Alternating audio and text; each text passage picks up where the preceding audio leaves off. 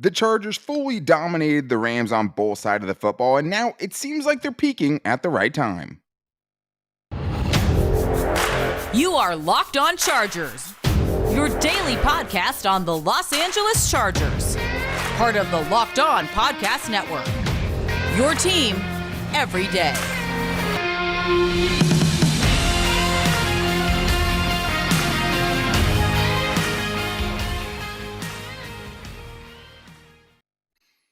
What is up, and welcome into the Locked On Chargers podcast. I'm your host, Daniel Wade, joined as always by my co-host, David Drogemeyer. I should say Daniel Wade, the lucky charm of the Chargers officially now. But thank you guys for checking out today's show. We've been covering the Chargers now for 7 seasons, but this is our 5th season as the host of the Locked On Chargers podcast, bringing you your team every day. Thank you guys so much for checking us out and making us your first listen today. To make sure you never miss the show, go subscribe to the Locked On Chargers YouTube channel and also follow the show for free on all platforms wherever you get your podcast from. Well, where do we begin, David? What a game. The Chargers' most complete victory of the season, getting it from both sides of the football, right? But not something we had seen. The defense had been great. The offense had been underwhelming. We got it all in this game, right? And I got to see it up close and personal. That was great. But we'll talk a little bit, first of all, just Austin Ekeler, man. Dude never gets enough credit. Goes off again in this game as the Chargers' best player in this one. I mean, the Chargers getting their running game going. Justin Herbert getting back into the end zone. Hey, guess what? Maybe targeting your giant tight end down there is a good idea. The Chargers did that and had one of their best running games of the season. And Mike Williams, couple of insane catches in this game. I mean, the best guy at those kind of catches in the league. And then we have to talk about the defense, right? More contributions. Kyle Van Noy again. 4 straight games for Kyle Van Noy. The Chargers' second straight game with a shutout in the second half, right? Saw it last week. Saw it again this week after kind of getting the ball moved on him in the first half. Another just dominant defensive performance. The Chargers are firing on all cylinders. But today's episode is brought to you by Ultimate Football GM. Ever dreamed of becoming an NFL GM and managing your football franchise? Then this game is definitely for you. To download the game, just visit ultimate-gm.com or look it up on the app stores. Our listeners get a 100% free boost to their franchise when using the promo code LOCKEDON, all caps, in the game. Wow, David. I mean, let's just start just generally about this game, what we saw from it, right? The Chargers' biggest win of the season. They win by 21 points. Their biggest win before that was last week, right? Stacking their biggest wins back-to-back, 2 3-score games. 2 fourth quarters where we don't have to sweat, David. I mean, that's pretty ridiculous. We don't see that. The Chargers defense gives up the second fewest points they've given up all year. The fewest points they gave up was last week. 3 last week, 10 this week, 2 defensive shutouts in the second half and back-to-back weeks. What can you say, David? I mean, the Chargers dominated in this one. You got to see it from both sides of the ball, which we've been yearning for. This is what we wanted. This is what we have been asking for pretty much the entire season. We've seen glimpses of greatness on both sides. We've seen things from the offense that we love. We've seen some things from the defense that we love. The special teams has been great all year. Yeah. I think when we look at this game here, we look at every single aspect of playing football, and you can say pretty confidently that the Chargers did it extremely well today. It was a great game, and it's exactly what you want heading into the playoffs. And that's the biggest thing, right? I mean, we were very excited the Chargers were making the playoffs. It was nice to clinch it last week. And it did seem like maybe they were a little looser today because of it, right? Maybe they got the monkey off their back, so to speak, by having it clinched, knowing that was in the bag, and then just being able to go out there and play and have fun. And it looked like they were doing all of those things today. And getting hot at the right time is important. I mean, we wouldn't have had much confidence in this team if they had kind of limped into the playoffs and you were still seeing a lot of the same issues we had seen all season. Now they're hot. Now they're a team nobody wants to play. Now they've won 4 in a row, David. And just like that, they're the 5 seed in the AFC. The Steelers come back, have a miraculous win on Sunday Night Football. The Chargers get the win they need. Now they control their own destiny. The Chargers win next week. They are the 5 seed in the playoffs and probably get a matchup, probably a rematch with the Jacksonville Jaguars, but definitely get the AFC South in that one. Could potentially be the Titans if they somehow pull off the upset there. So, that is a big deal. And the Chargers now, David, come from a team that was barely hanging on by life support to a team that's hot and firing on all cylinders and a team that you don't want to play in the playoffs. No, you do not. And then the Chargers have really needed, quite a bit of things to kind of break their way, to kind of set themselves up to be in this position. But, that has happened. And we've seen that be the case in years past with the Chargers, where everything is lined up for them, but they have faltered and they weren't able to come through. Not this time, not this year. Every single time the Chargers needed something to happen to go their way, then it went their way. And then the Chargers took care of their business. They did not falter when the money was on the line. They made that money. They earned it. And they're looking really, really good. I mean, this is, the type of performance that really kind of puts everything together. Obviously, you still got one more game to kind of sew things up. But if you handle your business, that fifth seed is all yours. And personally, I mean, I hope it is the Jacksonville Jaguars because they're playing a completely different football team this time around. And this healthy Chargers team, this defense, the way they're playing, this offense, the way they're clicking, Justin Herbert getting back on the board, scoring touchdowns, a completely different animal than that wounded one that they saw in week 3. Yeah, they lost Bosa in that game, lost Slater in that game. Justin Herbert, first game with his rib cartilage fracture. Yeah. I mean, a lot different. I don't want any of those teams. But like, as much as I don't want the Jaguars, I don't want the Bills, I don't want the Bengals, I don't want the Chiefs, right? There's no good options there. So winning out and ending your season on a high note is so much more important. And in this game, David, we've just been waiting for the offense. I think every week the defense, it gets a little bit more real, right? Oh, yeah. I mean, this is a team in the Rams, obviously a bad team, right? Team that's banged up. They put up 51 last week on the Broncos. So, like, it's not like, it slowed them down last week. The Chargers dominated them on that side of the ball, but they went and scored 31 points.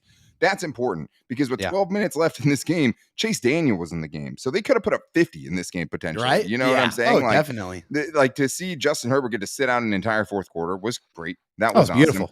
It doesn't happen without the man known as Austin Ekeler, the man who scored 38 touchdowns since the start of 2021, the man that has over 100 receptions now on this season, clearing away the leader in the NFL, clearing away the leader on the Chargers this season. And in this one, he breaks the big one. 72 yards to pay dirt, David. The Chargers finally get that big explosive run they were looking for. That set the tone.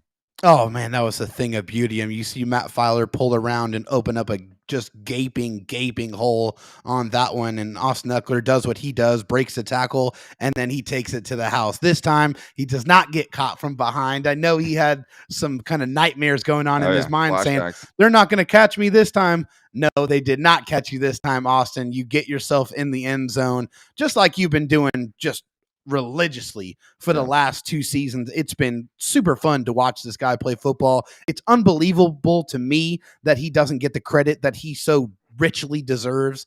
He is clearly, I mean, one of the most important, one of the most explosive, one of the best playmakers in the NFL, period. Doesn't matter what position, running back, wide receiver, doesn't matter. All this guy does is score touchdowns, and the Chargers have utilized that success after a slow start, guys. Remember, he didn't score a touchdown, I think, in his first 4 games, and then explosion. You see it, and now he has a real legitimate chance to go 2 20 touchdown seasons back to back.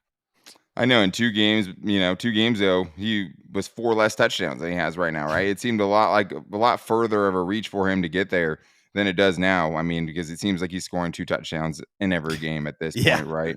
And that was great to see, especially another running touchdown in the red zone. Great to see. But I mean, look, 10 carries, 122 yards, only had to touch the ball 10 times in that way, right? Caught a couple passes as well. But even if you take away the 72-yard touchdown, right? I mean, that's 50 yards on his other 9 carries. So it's like he was doing it all day, regardless of the big run. I mean, he just had one of those games. Josh Kelly ran the ball really well on this one too. He also had a play where he absolutely shook Bobby Wagner out of his ankles. I mean, that one, the little hezzy move on the outside on that little pass from Justin Herbert got him an extra 10 yards. That was great to see. And it was also great to see that man known as Justin Herbert getting back in the end zone, so to speak, right? 2 touchdowns for Justin Herbert in this one, a super efficient game where they didn't ask him to do too much, got to sit out the fourth quarter, threw under 30 passes, and it started with getting his tight ends involved in the red zone. So we're going to talk about that in the Chargers offense and also talking about Mike Williams, man. What are you doing, bro? Like, that's just some craziness from Mike Williams.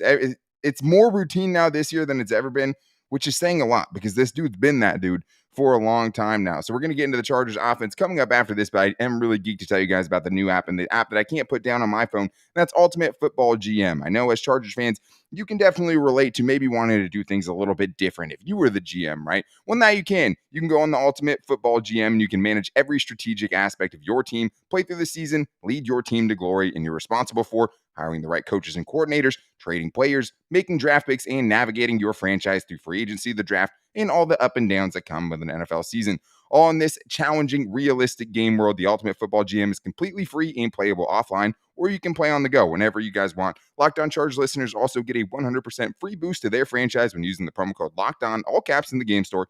That's Locked On in all caps, so make sure to check it out today. To download the game, just visit ultimate-gm.com or look it up on the app stores. That's ultimate-gm.com. Ultimate Football GM. Start your dynasty today.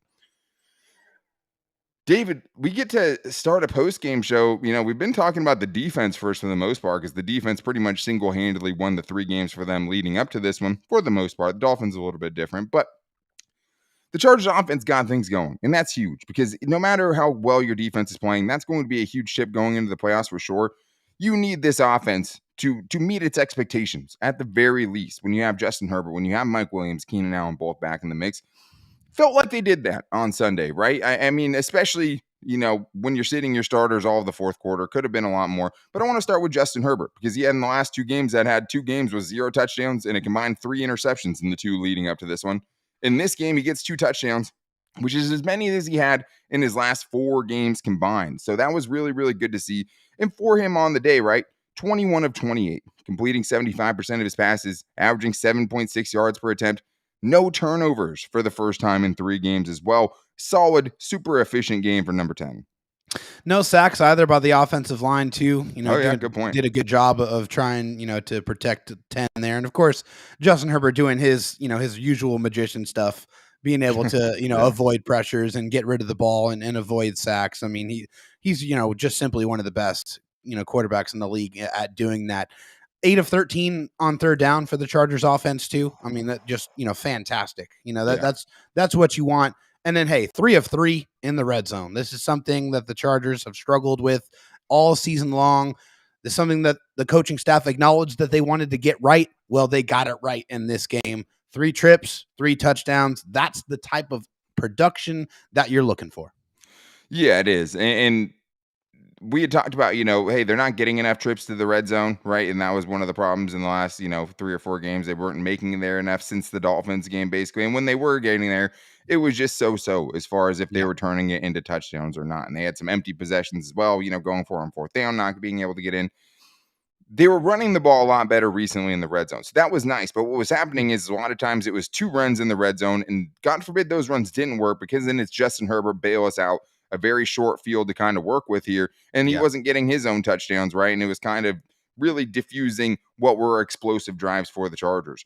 They merited both in this game, because not only did they get the rushing touchdown in the red zone, right? They got 2 passing touchdowns in the red zone. And I mean, kind of crazy, but they targeted their tight ends in the red zone, right? I don't remember the last time we saw one of these 2 tight ends get into the end zone, especially Donald Parham, who gets back into the end zone in this game, maybe, target that 6'8" guy. And it just looks so easy. I mean, it was a beam by Justin Herbert, an absolute laser beam, right? But you could pretty much throw it to that spot for Donald Parham against pretty much anyone, and he's going to catch that just about every time, right? Just because he is so big. But seeing him get into the end zone, seeing Gerald Everett, the other tight end, get into the end zone, I mean, I think that was a huge key, David. Hopefully those dudes are much more involved in the red zone going forward, because I know we've talked about Mike Williams not getting enough targets, Donald Parham getting enough targets. Well, those guys seem to get the work in today. I mean, everyone's focused on Keenan Allen and Mike Williams, obviously. Yeah. If you have these guys in the mix in the middle, that changes things for the Chargers in the red zone. I mean, I feel like a broken record, Daniel. How many times have I said, please target Donald Parham Jr. in the red zone? 6'8", giant catch radius, just abnormally large human. Hello, mismatch, pretty obvious. They Especially do it. Cool for him though, too. Oh yeah, with what obviously, he's gone through. Yes, the all the things that he went through with the injury, that really scary injury, and all the injuries that he dealt with this year, missing a lot of time with the hamstring injury. Yeah, it's been bad. It's been ugly for him. But it's been nice to have him back. He's a guy that's, has that large frame that really helps with run blocking. And obviously, as a pass catcher, it was really nice to see him score a touchdown. And the throw to Gerald Everett was an absolute missile. I mean, it's just, how do you defend against that? I mean, you can put that ball in that window. It's good luck. You're not going to make it. Oh, by the way, one of those touchdowns was in the third quarter, Daniel. Oh, finally. The Chargers scored a touchdown in the third quarter for the first time in, 3 months? Unbelievable. Since week 5, yeah. Yes, since week 5 of this NFL season. the Chargers had not scored a touchdown in the third quarter. They get that touchdown in this game.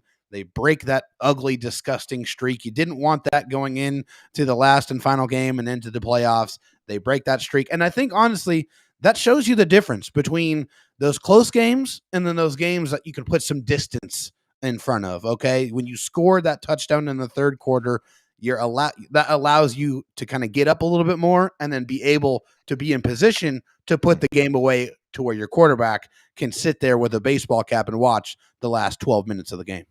That is a fantastic point. I mean, to get that touchdown there in that situation, right? I mean, you have to think about what the game was at that point. 14-10. Yeah. Right? At that point, 17-10, I should say. Yeah. You 17. go make it 24-10 before they even get the ball back in the third quarter. It's gigantic, especially for a team that was running the ball well against you, right? We'll talk about that a little bit later because the run defense issues definitely showed up for the Chargers again in this one. Yeah. But it didn't matter because the offense went and put the game away. And that is something that's huge, David.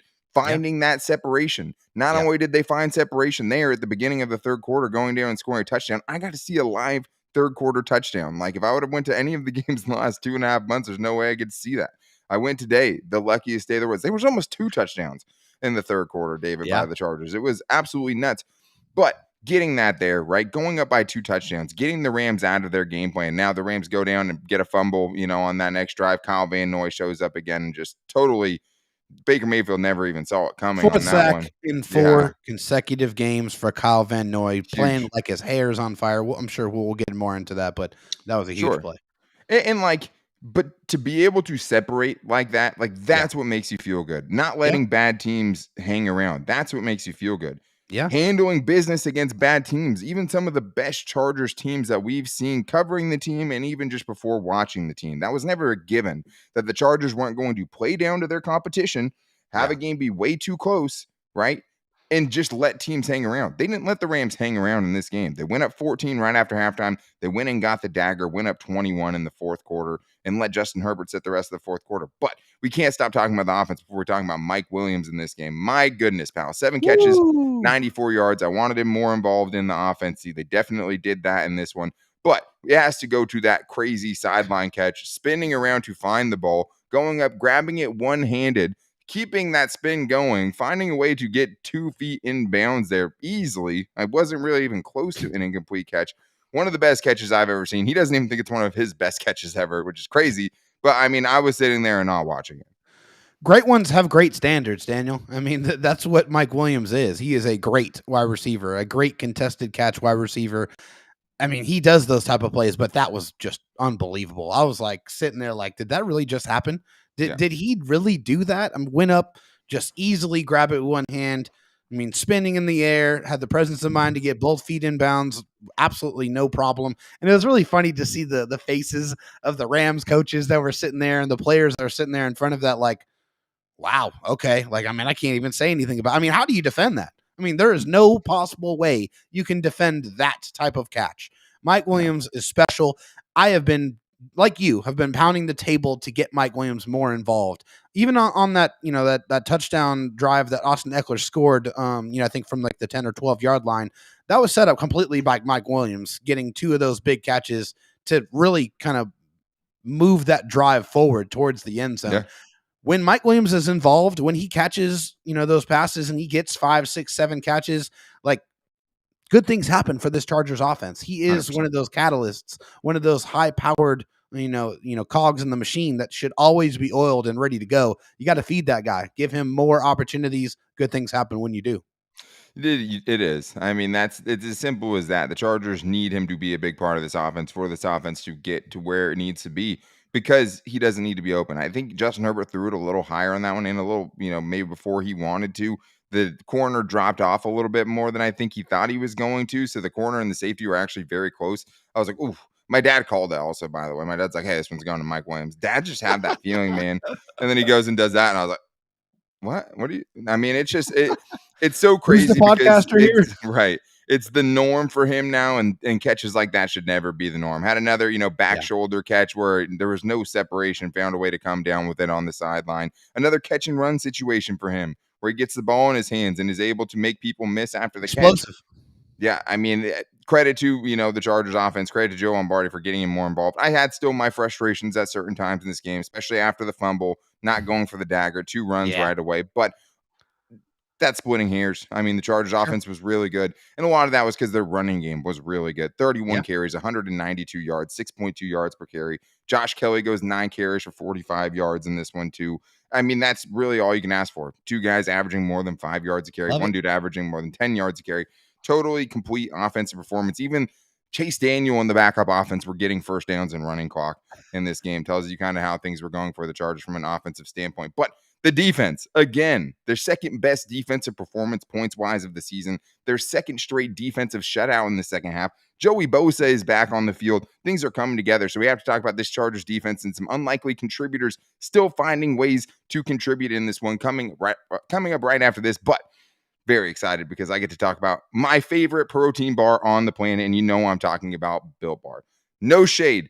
These bars are something that are going to be better than anything you're going to taste at SoFi Stadium. I can now attest to that personally. But with Built Bars, the great thing about it is you get something that tastes like a candy bar but has all the nutritional benefits of a protein bar. And it's packed with protein too, much more than most protein bars have. There's 17 grams of protein, only 130 calories, and 4 grams of sugar in each bar there. So, or thereabout. But the great thing are the flavors. I mean, that's why I go to Built Bar. That's what I think separates them from everywhere else is all the different flavors that you're talking about. Cookies and cream, double chocolate, coconut puff, churro, brownie batter, peanut butter chocolate. Like there's everything that you can think of. You can find it at Built Bar, and it's going to be your new favorite protein bar to go to. And the best part is now they're much easier to get because if you have a Sam's Club next to you, you can go grab a 13-bar box with the hit flavors, brownie batter, and churro, right? You could also go to a Walmart, get a 4-bar box of cookies and cream, double chocolate, coconut puff.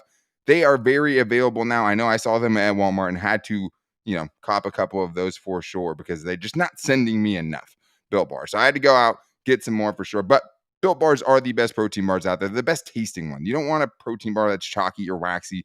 Get the protein bar that actually tastes good. You can feel good while you're eating it, and you can feel good because it's fitting on your diet. So go to BuiltBar.com, use the promo code LOCKEDON15. You'll get 15% off your next order at BuiltBar.com. Well, David, this Chargers defense might be for real. I mean, this is the 4th straight dominant performance from this Chargers defense. And it starts with what they've been doing to these quarterbacks for me, right? And not a death row of quarterbacks by any means, I mean, that they've faced recently. But bad offenses have been good against this Chargers defense for most of the season, right? So I don't think that you can take for granted how good this Chargers defense played in this game again. A defensive shutout in the second half, 0 points. After giving up 10 points, right? Getting the ball moved on you in the first half. They give up 0 points in the second half. Baker Mayfield got cooked in this one. 11 of 19, 132 yards, 0 touchdowns, and a fumble. Jasir Taylor should have had a pick 6 as well. Oh, man. David, this defense is in sync right now. This defense is playing together. It's playing connected, and it's a lot of fun to watch. And I don't remember the last time the Chargers had a defense that was fun to watch. I go back to that one same stat that keeps on, just jumping up at me every single week, and that's their success getting off the field on third down. Another game, 4 of 11 on third down. That is less than 40%, okay? The Chargers have been doing that week after week after week, and it has translated directly to their incredible success that they've been enjoying. But they've been doing everything well. I mean, the coverage has been great. They've been playing tight coverage. Michael Davis getting more pass breakups. I mean, he's just playing. Broke up a touchdown today, yeah. Yeah, just playing fantastic football. You even get Joey Bosa back on the football field, which was really nice. Saw some good rushes from him. I think against the run, he's still a little bit rusty. He's kind of getting pushed out. He got pushed out of the way a little bit. But I mean, hey, you got to get him back on the field. This is the time to do it. It's good to see that they're doing it in a win. I mean, hey, that guy is going to get into shape. It's just nice to know that he's healthy and he is going to be joining hands with a Kyle Van Noy who's playing out of his mind. Khalil Mack, who has been Mr. Consistent all season long. I mean, that group that really looked like a big eyesore, it would look like a big problem, has turned itself into an incredibly deep asset to this Chargers defense, and a large reason why the coverage looks so good is because that pass rush is getting there. They sack Baker Mayfield 3 times in this game. I think they have 16 sacks in their last 3 or 4 games. Like, they have really, really been getting after it, and it has been a huge reason why this Chargers defense has looked like simply one of the best units in the league. Yeah, I mean, production-wise, there hasn't been a better defense than the Chargers defense in the last month, right? Over the last 4 games, the Chargers have been the best defense in the NFL, and this was a defense I was giving up, 27 points per game before Yeah. that? I mean, it would be so hard to find an equivalent, right? Something to compare this season to around the NFL, finding a team that just finds a way to flip a switch. Also, right, 2 of those games were completely without Derwin James and Joey Bosa, right? Really 3 of them because Derwin got ejected in the last one. So basically the last 4 games, they had a little bit of Joey in one game, a little bit of Derwin in the other, and the rest has been without both of their 2 best players on defense. Insane. And I mean, I think I didn't know whether to be mad or to be kind of excited that they're so confident in Joey Bosa. Was Joey Bosa playing on the field late with pretty much a lot of defensive backups, right? Didn't love seeing that, but he did have a nice tackle and run defense, did get a run stop for no gain in that sequence when the Rams still had their starters. He needs reps. Right, but obviously, this dude just missed of course 80% of the season, and you have him out there in the fourth quarter up by 21 points. All I'm saying, I'm not even saying it was bad. I probably wouldn't have done it, but I understand. I mean, if anything, though, it just makes me feel happy that they're so confident in his health, right? That they're willing to put him out there in that situation, just because it seems like he is ready to go. It's got to be good for him too to feel nice, to feel good enough to be able to go out there in a fourth quarter game where they have had a huge lead, and they don't have to worry about having to put him on the field, but him being on the field and feeling healthy and confident enough in his health. Because this is a guy that's been dealing with, injuries for the last several years. And this has been nagging. Both of his hamstrings have been bad, basically. And he basically said, hey, I was compensating. Both sides of his groin. Both sides of his groin, excuse me. He was compensating on one, and then that kind of, was the reason why he had to get both of them fixed. They are fixed, and now he's feeling good. Get all those reps, get healthy, get ready to go, and crank it up when we really need it. Yeah, and then the best is yet to come, obviously for Joey Bosa. And the nice thing is all the guys who've stepped up around it. But there's one thing you can't simulate in practice, and that's 2 300-pound dudes firing off the ball and trying to double team you on a run play, right? So, that's going to take a second for him. And the rest of the guys, I mean, I want to talk about Kyle Van Noy, obviously, 4 straight games with a sack. And this one really had a game that I think, a moment in the game at least that changed this game. I think that fumble really kind of took the air out of the Rams. The Chargers had just scored a touchdown. They didn't do anything with it after the fumble, but getting that fumble, shutting down what would have probably been a scoring drive for, the Rams on that drive. They were getting close to it at the very least, and shutting that down, getting on top of that fumble, getting a strip sack, four sacks for him in the last 4 games. Well, how about him and Morgan Fox? Right? Yes. 5 sacks between the 2 of those dudes in the last 2 games. Morgan Fox had 2 last game, 1 in this game that was really started by pressure on a DB blitz. But they have 5 sacks in their last 2 games. 2 dudes who were signed very late in the offseason on 1-year contracts to come in and contribute for this defense. And now doing Morgan Fox needed a bigger role. He needed Jerry Tillery straight out of there for sure. Yes. And there's one thing we're going to pick on, right, David? It's the run defense. And it didn't end up hurting him in this game because they got up so big late. But that first half was really bad. The second half was pretty good as far as the run defense goes. Still, they made the adjustments. 42-yard run, right, to Cam Akers. As a whole, right, they just get 26 carries, 166 yards and a touchdown, 6.4 yards per carry. They actually had a better day on average than the Chargers did. But it was the explosive runs that we haven't seen the Chargers giving up that kind of bothered me, right? And then the 23-yard run by Malcolm Brown where he just 3rd and short, you let a dude run right up the middle and go untouched in the end zone. Well, Drew Tranquill got held. Drew Tranquill got held horribly on that play. And they missed that one. That was just blatantly obvious. They literally just took him and turned him out of the way. Doesn't matter, though. There's holding calls on every play, all right? There's the holding happens. Some are more blatant than others. Somebody else has to get in that picture. No, even for sure. He's there to get in that hole 100%. But to see a dude on 3rd and short, go right through the middle for a touchdown, a walk-in touchdown like that. Not a good look. It has to be addressed. And it had been a lot better going into this game. Something that's going to have to get more finely tuned, obviously. But the Chargers offense put it away, right? And the defense came in a better fashion in the second half against the run. They were fitting it a lot better. There was also Jasir Taylor almost had a pick 6 on Baker Mayfield. Should have. Almost had 2, but Baker threw the first one high and just knew, okay, I probably shouldn't throw that.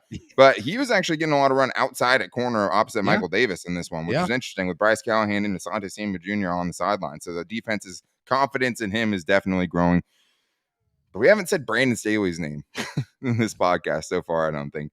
Wow, Yeah. Brandon. I am impressed, man. I mean, for you to do what you've done with this defense, right? I never saw it coming. I trash talked you because it was so bad, and I was wrong because you've gotten this defense firing on all cylinders. Next week, you probably get Derwin James and Joey Bosa back on the field, right? Yep. The Chargers defense is firing on all cylinders, right? 10 points is the second fewest points they've given up all season, right? Before that and before last week when they gave up 3, the best game they had was against the Broncos where they gave up 16, against a very bad This Broncos is what we offense. expected, Daniel. This is the type of defensive performance that we expected from the Chargers when they went out and made all of those moves. We didn't see it materialize until the end of the season. But honestly, I'm happy. I'm happy that this defense is firing on all cylinders when it matters the most. You want your team peaking on every single At the right facet. time, yeah. Offense, defense, special teams at the right time. The Chargers are doing that. And that's you can't ask for more. No, you can't. And next week they get a Broncos offense that's been playing better, so they have one more kind of week to prove it. And it's been against bad offenses, right? So they're going to get their biggest test when these biggest games come. But this is even better than we could have expected, right? Yeah. I mean, they've given up less than 10. They've given up basically 10 points per game over the last 4 games. Like that's elite status. And even though it's against bad teams, right? That wasn't always a given with this team. So seeing the Chargers do what they should do against bad teams. Actually, the Chargers look like a good team this week. Yeah. There's not many weeks I've been able to say that. I can't think of a week I have. So the Chargers are getting good at the right time, right? And it's just exciting because it's become more than, okay, well, they're going to make it. And even though they're probably going to get bounced early, right? At least they're going to make it. Justin Herbert gets to show up and play in his first playoff game. Now you feel like they can get a playoff win, right? Now you feel like they're going to be a tough out for these teams in the playoffs because this is a team now that is playing well on both sides of the football, playing like a complete team. And that's what the best teams in the AFC are. That's what the best teams in the NFL are. They play well on both sides of the football for the most part, right? And the Chargers took a big step in the right direction, I think, today, dominating the battle for Los Angeles, dominating Baker, dominating the Rams in this game. And I mean, it was just a lot of fun to watch. Picked a great game to go to. Sure. But that is going to wrap things up for today's show. Tomorrow, though, make sure you guys are back here because we are doing our buy or sell tomorrow, getting the biggest Chargers reactions, overreactions, and storylines as well. We'll also talk about kind of how some things are shaking out in the playoffs right now because obviously there's a lot going on and a lot up for grabs in this last weekend of the NFL season. So to make sure you don't miss it, go subscribe to the Locked On Chargers YouTube channel and also follow the show for free on all platforms, wherever you get your podcast from. If you're on YouTube right now, make sure you guys are hitting that subscribe button, like the video if you like the video as well, and comment and tell us what your favorite part of the game was because it was a fun game with a lot of fun things to talk about, and that's not always the case. You can also find the show on all of our social media. You can find us on Twitter at LockedOnLAC. You can find me on Twitter at Dan Talk Sports and David Drogemeyer on Twitter at DroTalkSD. You can also find us on our Locked On Chargers Facebook page and at Locked On Chargers on Instagram. Thank you guys, everyone at Thunder Alley. That was a great time today. Everyone who said hi, really, really appreciated that. It was so fun. Chargers definitely won the stadium battle in that game. Probably, I said 80-20. That might have been generous for the Rams fans because, I mean, it was a packed house and it was a ton of Chargers fans. Chargers fans showed up for this one, and it made a difference in this game, in the Rams home stadium and a Chargers home game. But it was really cool to see that. Everyone getting up and ready for this team and excited for this team heading into the playoffs. So we'll be back here tomorrow continuing to discuss the Chargers who are hot heading into the playoffs, firing on all cylinders. But until then, take it easy and go Bolts.